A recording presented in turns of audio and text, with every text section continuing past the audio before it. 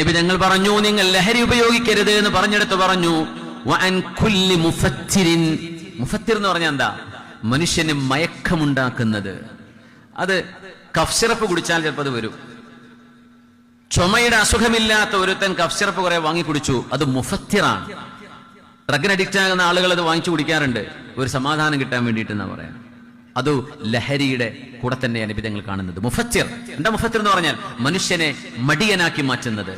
നോക്കണം, മനുഷ്യനെ ലേസി, ലഥാർജിക്, ഉന്മേഷമില്ലാതെ ഒരു പണിക്കും പോവാണ്ട് അവിടെ കുത്തിയിരിക്കുന്ന വിധം മനുഷ്യനിലെ എനർജിയെ ഇല്ലായ്മ ചെയ്യുന്ന വസ്തുക്കളെല്ലാം പുണ്യനബി നിരോധിച്ചു. അതാണ് ലോകത്തിന്റെ പ്രവാചകർ സല്ലല്ലാഹു അലൈഹി വസല്ലം.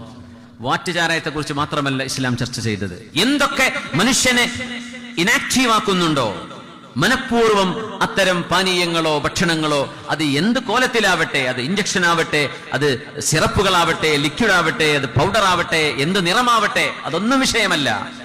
അതുകൊണ്ട് സത്യവിശ്വാസികളെ, നിങ്ങൾക്ക് അള്ളാഹു നൽകിയിട്ടുള്ള ഏറ്റവും വലിയ അനുഗ്രഹങ്ങളിൽ വലിയൊരു അനുഗ്രഹമാണ് നിങ്ങളുടെ ബുദ്ധി എന്ന് പറയുന്നത്. ബുദ്ധി ചെറുതാണോ? ആ ബുദ്ധിയെ മറച്ചു വെച്ചാൽ പിന്നെ മനുഷ്യൻ മൃഗവും തമ്മിൽ എന്താ വ്യത്യാസം? ഇതല്ലേ ലഹരി കൊണ്ട് ആളുകൾ ഉദ്ദേശിക്കുന്നത്.